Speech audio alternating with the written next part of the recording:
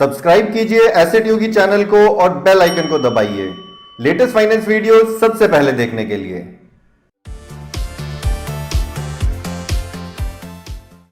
नमस्कार, मेरा नाम मुकुल है और एसेट योगी में आपका स्वागत है, जहां हम फाइनेंस की नॉलेज को लॉक नहीं अनलॉक करते हैं। इस वीडियो में मैं आपसे काफी इंपॉर्टेंट पॉइंट के बारे में डिस्कस करने वाला हूं आज, जो है एनपीए से रिलेटेड। एनपीए मतलब नॉन परफॉर्मिंग एसेट्स।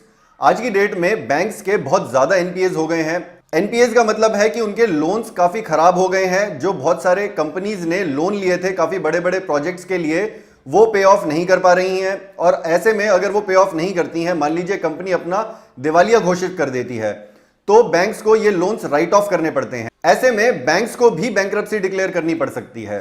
अब इसमें से बहुत सारे बैंक्स गवर्नमेंट बैंक्स हैं, पब्लिक सेक्टर बैंक्स हैं। इनफैक्ट मेजॉरिटी बैंक्स के जो बैड लोन्स हैं वो पब्लिक सेक्टर बैंक्स ही हैं। तो अब इस वीडियो में हम इस डिटेल में नहीं जाएंगे कि ये बैड लोन्स क्यों हो गए, क्यों कॉर्पोरेट्स पे नहीं कर पाए, या फिर रिस्क असेसमेंट बैंक्स ने क्यों नहीं ठीक किया। हम इसमें यह देखेंगे कि हमारे को क्या नुकसान होने वाला है इस वजह से। मान लीजिए आपके बैंक डिपॉजिट्स हैं, किसी बैंक में कोई भी अकाउंट है, साधारण सा कोई भी अकाउंट है, आपके मान लीजिए 5 लाख रुपए हैं वहां पे, लेट से आपकी 5-10 लाख रुपए की एफडी भी है कहीं पे, तो क्या आपका वो पैसा सेफ है? और मान लीजिए जिस बैंक के अंदर आपके सारे डिपॉजिट्स हैं, एफडी है, रिकरिंग डिपॉजिट है, या फिर आपके सेविंग्स अकाउंट है, कोई करंट अकाउंट है, तो क्या पैसा आपका वो सेफ है उस बैंक में? अगर कोई बैंक फेल होता है, बैंकरप्ट होता है, तो क्या आपको कुछ पैसा वापस मिलेगा? क्या गवर्नमेंट की कोई गारंटी है इस तरीके की? तो इस वीडियो के अंदर हम थोड़ा सा यही डिटेल में जानेंगे कि आरबीआई या गवर्नमेंट की तरफ से कोई गारंटी है, क्या वो आपका पैसा सेफ करते हैं किसी भी तरीके से। तो आप इस वीडियो में शुरू से लेकर लास्ट तक जरूर बने रहिएगा, जिससे आप कोई इंपॉर्टेंट पॉइंट ना मिस कर दें। चलते हैं सीधा ब्लैक बोर्ड की तरफ। चलिए सबसे पहले हम बात करते हैं कि क्या कोई बैंक इंडिया के अंदर फेल हो सकता है, या पास्ट में कभी कोई फेल हुआ है। अगर बैंक फेल होता है तो गवर्नमेंट उसमें क्या करती है, आरबीआई उसमें क्या करती है, किस तरीके के सेफ्टी मेजर्स हैं इंडिया में, करंट सिचुएशन कैसी चल रही है। तो सबसे पहले अगर हम कमर्शियल बैंक्स की बात करें तो कमर्शियल बैंक बंद होने के केसेस इंडिया के अंदर काफ़ी कम हुए हैं, लेकिन डेफिनेटली हुए हैं। और ऐसे केसेस में क्या हुआ है ये भी हम देखेंगे। पर पहले हम करंट सिचुएशन की बात करते हैं। आज की डेट में एनपीएस इतने ज़्यादा हो गए हैं इंडिया के अंदर, जिन्हें हम नॉन परफॉर्मिंग एसेट कहते हैं। Non performing asset basically bad loans होते हैं, जो हर बैंक के अंदर उनको एक तरीके से राइट ऑफ करने पड़ जाते हैं एक टाइम के बाद। तो आज की डेट में अगर हम बात करें तो ये 10 लाख करोड़ के एनपीएस हो गए हैं, जो कि एक बहुत बड़ा अमाउंट है। ये करीब करीब 10% हो गया है टोटल लोन्स का। तो बैंकों ने टोटल मिला के जितने भी लोन दे रखे हैं ऑल ओवर इंडिया, उसका 10% करीब बैड लोन्स हो चुके हैं। और ये बेसिकली सेकेंड हाईएस्ट है वर्ल्ड के अंदर। अगर हम बड़े इकोनॉमीज की बात करें तो इटली में सबसे ज्यादा है आज की डेट में 16.4% के आसपास, और इंडिया के अंदर सेकंड नंबर पे है। चाइना की अगर हम बात करें तो रिलेटिवली काफी कम है एनपीएस, खाली 1.7% है एनपीएस। फिर दूसरा, लोग कहते हैं कि पब्लिक सेक्टर बैंक्स तो काफी सेफ हैं। तो देखिए पब्लिक सेक्टर बैंक्स करीब 86% इन एनपीएस को कंट्रीब्यूट करते हैं। तो करीब 86% इस एनपीए के अंदर पब्लिक सेक्टर बैंक्स मतलब जो गवर्नमेंट बैक्ड होते हैं उन बैंक्स का हाथ है। और प्राइवेट बैंक्स के करीब 14% एनपीएस हैं, मतलब इस 10 लाख करोड़ में से। उसके बाद अब ऐसा होता है, अगर मान लीजिए कि कोई बैंक बंद होने की कगार पे आ जाता है, उसके बहुत ज्यादा एनपीएस हो जाते हैं, उसके बैंकरप्ट होने की नौबत आ जाती है, तो ऐसे में क्या होता है, जनरली इंडिया के अंदर अभी तक आरबीआई और गवर्नमेंट बीच में पड़ जाते हैं, वो स्टेप इन कर लेते हैं। और क्या करते हैं कि अगर कोई बैंक जो वीक बैंक है, जिसकी हालत खराब हो रही है, उसका मर्जर कर दिया जाता है या कंसोलिडेशन कर दिया जाता है। कोई बड़ा बैंक या तो उसको खरीद लेता है या अपने अंदर मर्ज कर लेता है, या फिर गवर्नमेंट कई बार बैंक को बेल आउट भी कर देती है। Bail out obviously tax payers money से ही करती है। गवर्नमेंट के पास अपना तो कोई पैसा नहीं है, वो बेसिकली हम लोग ही टैक्स भरते हैं, तो गवर्नमेंट उस पैसे से बेल आउट कर सकती है बैंक को।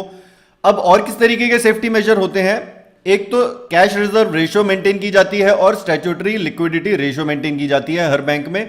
इंडिया के अंदर ये डिसेंट सी रेशोज हैं। तो करीब आपका 25 से 28% के जो डिपॉजिट होते हैं बैंकों के अंदर, वो सेफ और लिक्विड एसेट्स के अंदर रखे जाते हैं। लेकिन बाकी का जो ये 75% है, ये लोन दे दिया जाता है। और इन्हीं लोन्स के अंदर अब ये देखिए करीब 10 लाख करोड़ के एनपीएस हो गए हैं। तो अब ये जो बाकी का 75% है, ये सेफ नहीं है, राइट, क्योंकि इसके अंदर बहुत सारे एनपीएस हो गए हैं। अब इसको प्रोटेक्ट करने के लिए एक डिपॉजिट इंश्योरेंस की स्कीम होती है। आरबीआई की एक सब्सिडियरी है जिसे हम DICGC कहते हैं, और ये बेसिकली हर डिपॉजिट होल्डर जितने भी अकाउंट्स हैं ऑल ओवर इंडिया, हर बैंक के अंदर एक उसकी इंश्योरेंस होती है। लेकिन अब वो कितनी इंश्योरेंस होती है, वो सफिशिएंट है कि नहीं, ये भी हम एक बार क्विकली देख लेते हैं। आरबीआई की वेबसाइट पे कुछ फ्रीक्वेंटली आस्क्ड क्वेश्चंस हैं, हम सीधा वहां चलते हैं। तो ये देखिए आरबीआई की वेबसाइट पे कुछ एफएक्यूज दिए गए हैं। जैसा मैंने आपको कहा कि एक इंश्योरेंस होती है, आरबीआई की सब्सिडियरी है ये, deposit insurance and credit guarantee corporation, DICGC। तो ये जो DICGC है, देखिए यहां पे लिखा गया है कि कौन कौन से बैंक्स कवर्ड होते हैं इसके अंदर। तो सारे कमर्शियल बैंक्स कवर्ड हैं, चाहे ये पब्लिक सेक्टर बैंक्स हो, चाहे ये प्राइवेट बैंक्स हो, चाहे फॉरेन बैंक्स के जो इंडिया में ब्रांच हैं वो भी सारे कवर्ड हैं। तो इस अब कोऑपरेटिव बैंक्स भी कौन कौन से कवर्ड हैं वो भी यहां पे सारा डिस्क्राइब किया गया है। उसके बाद DICGC क्या इंश्योर करता है, ये देखिए ये भी यहां पे लिखा गया है कि आपके एक तो सारे सेविंग्स अकाउंट प्रोटेक्टेड हैं, फिक्स्ड डिपॉजिट, करंट अकाउंट और रिकरिंग डिपॉजिट, राइट। लेकिन अब सवाल ये उठता है कि ये कितने लेवल तक प्रोटेक्टेड है, ये एक काफी बड़ा सवाल है, देखते हैं। तो अब ये देखिए यहां पे लिखा है क्लियरली कि what is the maximum amount insured by DICGC। तो ये खाली 1 लाख रुपए तक का ही इंश्योर्ड अमाउंट है। तो 1 लाख के ऊपर अगर आपकी कोई भी FD है, चाहे आपके सेविंग्स अकाउंट में पैसा पड़ा है, वो आपका प्रोटेक्टेड नहीं है। तो आपका जो मैक्सिमम इंश्योरेंस है वो खाली 1 लाख रुपए तक का ही प्रोटेक्टेड है। उसके बाद देखते हैं क्या लिखा है। How will I know whether my bank is insured by DICGC और नॉट। तो देखिए यहाँ पे DICGC की वेबसाइट पे चलते हैं सीधा। आप यहां पे जाके फॉर डिपॉजिटर्स में ये लिस्ट ऑफ इंश्योर्ड बैंक्स दिए गए हैं, तो आप यहां पे बैंक के नाम भी चेक कर सकते हैं। कमर्शियल बैंक्स पे अगर हम जाके देखें तो देखिए सारे ही बैंक्स करीब करीब यहां पे कवर्ड हैं। State bank of India, city bank, Indian bank, जितने भी आप पॉपुलर बैंक्स देख सकते हैं, Indian bank, Andhra bank, bank of Baroda, Punjab national bank, bank of India, union bank of India, UCO bank, ठीक है जी, एक्सिस बैंक, ICICI बैंक, सारे के सारे ये देखिए ICICI, एक्सिस, सारे बैंक यहां पे कवर्ड हैं। तो अब बेसिकली सवाल यही है मेनली, क्या ये 1 लाख रुपए की जो इंश्योरेंस है ये सफिशिएंट है कि नहीं। इसके बारे में भी अभी हम थोड़ी सी चर्चा करेंगे। ये हम बाकी के ग्लोबल सिनेरियो में देखेंगे कि बाकी के कंट्रीज में ये कितना है। अभी हम क्विकली बाकी के FAQs भी देख लेते हैं जो थोड़े से इंपॉर्टेंट हैं। व्हाट इज द सीलिंग और amount of insured deposits kept bye 1% in different branches. तो इसमें क्लियरली लिखा गया है कि जो आपके सिंगल बैंक के अंदर अगर अलग अलग ब्रांचेस में मल्टीपल अकाउंट्स हैं तो एक बैंक के अंदर आपको 1 लाख रुपए की ही मिलेगी टोटल इंश्योरेंस। लेकिन अगर आपके मान लीजिए मल्टीपल बैंक्स के अंदर अकाउंट हैं, देखिए यहां पे लिखा है are deposits in different bank separately insured. तो यस, अगर आपके अलग अलग बैंकों में अकाउंट है तो हर बैंक का अकाउंट अलग से 1 लाख रुपए के लिए इंश्योर्ड है। तो अगर मान लीजिए आपके 4 अकाउंट हैं अलग अलग बैंकों में तो आपके करीब 4 लाख की इंश्योरेंस हो जाती है, राइट। फिर दूसरा, ये 1 लाख की इंश्योरेंस कैसे होती है, इसके अंदर क्लियरली लिखा गया है कि प्रिंसिपल और interest maximum up to 1 lakh rupees. तो प्रिंसिपल और इंटरेस्ट का दोनों का मिला के अमाउंट खाली 1 लाख रुपए तक का इंश्योर होता है। अब देखिए यहां पे क्लियरली इलस्ट्रेशन भी दिया गया है। अब मान लीजिए किसी हम SK पंडित का एक एग्जांपल ले लें जो एक इंडिविजुअल हैं।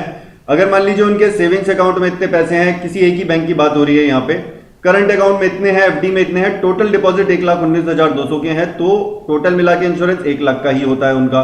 अगर वो किसी कंपनी के अंदर पार्टनर हैं और करंट अकाउंट के अंदर उस कंपनी के 75,000 रुपए पड़े हैं, FD अकाउंट के अंदर 50,000 हैं, तो टोटल डिपॉजिट 1,25,000 हो जाते हैं, तो वहां पे भी उनके 1 लाख की इंश्योरेंस हो जाती है। अब ये अलग बैंक की बात हो रही है यहाँ पे, राइट। उसके बाद अगर SK पंडित का अगर कोई गार्जियन है वो किसी के, उनके बच्चे के नाम पे अगर कोई सेविंग अकाउंट है या कोई FD है, तो टोटल मिला के अगर 1 लाख से कम हो जाता है तो 1 लाख से कम का जितना भी अमाउंट है उतने पे इंश्योरेंस हो जाएगी। फिर ये अगर किसी और कंपनी के अंदर भी डायरेक्टर है तो सेम वही करंट अकाउंट और FD टोटल मिला के 2,75,000 है तो 1 लाख का इंश्योरेंस हो जाता है। अगर इनका कहीं पे ज्वाइंट अकाउंट है और टोटल मिला के लेट से 2,07,000 के डिपॉजिट हो जाते हैं उस अकाउंट के अंदर, तो भी 1 लाख रुपए की ही इंश्योरेंस होती है। तो ये बेसिकली अकाउंट पे डिपेंड करता है एक बैंक के अंदर, राइट। तो चलिए देखते हैं इंडिया का कंपैरिजन बाकी के देशों के हिसाब से कैसा है। तो हमने जैसा पहले बात करी कि 1 लाख रुपए पर डिपॉजिटर अकाउंट का इंश्योरेंस होता है, लेकिन ये सफिशिएंट नहीं है। अब इसको हम बाकी के कंट्रीज के कंपैरिजन में देख लेते हैं। कवर लास्ट रेज्ड इन 1993, पहले ये खाली 30,000 रुपए का ही था। एक्चुअली जो DICGC है ये आपकी 1961 के अंदर ही फॉर्म हो गई थी। तो इंश्योरेंस जो होता है वो बैंक का बहुत पहले से है इंडिया के अंदर ये जो सिस्टम है, लेकिन पहले ये 30,000 रुपए का था 1993 तक, लेकिन उसके बाद ये 1 लाख रुपए का इंक्रीज किया गया था। लेकिन अब 25 सालों के अंदर कोई इंक्रीज नहीं हुआ है। जितनी भी आपकी महंगाई बढ़ी है, जितना भी इन्फ्लेशन है, उसका कोई केटर नहीं किया गया है। लोगों की सैलरीज भी बढ़ गई हैं, डिपॉजिट्स आज की डेट में काफी ज्यादा हो रहे हैं। तो आज की डेट में अगर हम बात करें तो 1 लाख रुपए से नीचे के जो डिपॉजिट्स हैं वो खाली 15% हैं। तो एक तरीके से 15% अकाउंट्स ही आज की डेट में इंश्योर हैं सफिशिएंटली। बाकी के अगर हम मैक्सिमम अकाउंट्स माने तो वो 55% जो डिपॉजिट्स हैं वो 1 लाख से 15 लाख के बीच में है।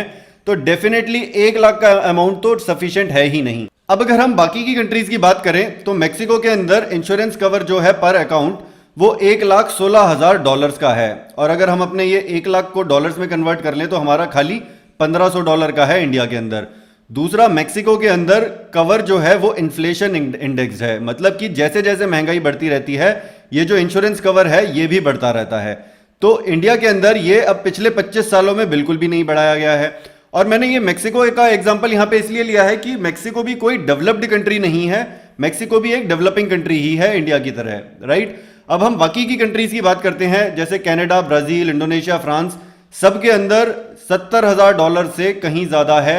और यहाँ पे इंडिया के मुकाबले देखिए कि काफी ज्यादा है कवर। और यूएस की बात करें तो वहां पे 2,50,000 का है। 2009 तक 1 लाख का ही था। अब 2008 के अंदर काफी बड़ा फाइनेंशियल क्राइसिस हुआ था, सब प्राइम क्राइसिस जिसे हम कहते हैं, उसके बाद से यहां पे भी इंश्योरेंस बढ़ा दी गई है और ज्यादातर देशों में इंश्योरेंस बढ़ाई गई है। तो आज की डेट में अगर हम यूएसए की बात करें तो वहां पे आधे से ज्यादा डिपॉजिट्स जो हैं वो 2,50,000 के नीचे ही आते हैं। तो आधे से ज्यादा जो डिपॉजिट्स हैं वो काफी सफिशिएंटली कवर्ड हैं। यूएस, जापान, इंडोनेशिया, फ्रांस और ऑस्ट्रेलिया के अंदर 60 से 70% के डिपॉजिट्स आसानी से कवर्ड हैं। और इंडिया के अंदर ये देखिए खाली 15% ही डिपॉजिट्स कवर्ड हैं इंश्योरेंस में, जिसे हम कह सकते हैं सफिशिएंटली कवर्ड है, जो 1 लाख से कम है जिनका अमाउंट। तो डेफिनेटली अगर ये जो एनपीएस हैं इंडिया के अंदर, इनका कुछ बैड इफेक्ट होता है, अगर गवर्नमेंट उनको बेल आउट नहीं करती है, कोई भी बैंक डूबता है, तो आपका पैसा अगर 1 लाख से ऊपर का ज्यादा का है तो वो डेफिनेटली डूब सकता है। क्योंकि गवर्नमेंट सफिशिएंटली इतने ज्यादा बैंक्स को, अगर मान लीजिए 2-3-4 बैंक्स एकदम से फेल होते हैं तो गवर्नमेंट भी उनको बचा नहीं पाएगी एक साथ। लेकिन मैं ऐसा नहीं कह रहा हूं कि बैंक्स फेल होंगे ही। अब बैंक्स अगर मान लीजिए उनका प्रॉफिट रेशियो अच्छा होने लग जाता है, ये एनपीएस बेटर हो जाते हैं, तो फ्यूचर अच्छा भी हो सकता है। लेकिन 10 लाख करोड़ का एनपीए डेफिनेटली बहुत ज्यादा है। उम्मीद करता हूं कि ये वीडियो आपको पसंद आया होगा, तो इसको लाइक और शेयर जरूर कर लें। अगर आपके कुछ सुझाव हैं या आप कोई टॉपिक सजेस्ट करना चाहते हैं फ्यूचर वीडियोस के लिए, तो आप नीचे कमेंट सेक्शन में कर सकते हैं। मैं हर रोज फाइनेंस के इसी तरीके के इंटरेस्टिंग वीडियोस लेके आता रहता हूं। तो आपने अगर अभी तक इस चैनल को सब्सक्राइब नहीं किया है तो नीचे से सब्सक्राइब करके अपने फोन में बेल आइकन को जरूर प्रेस कर लें, जिससे आपको मेरे लेटेस्ट वीडियो का नोटिफिकेशन मिल जाए। तो मिलते हैं अगले वीडियो में, तब तक सीखते रहिए, कमाते रहिए और हमेशा की तरह खुश रहिए।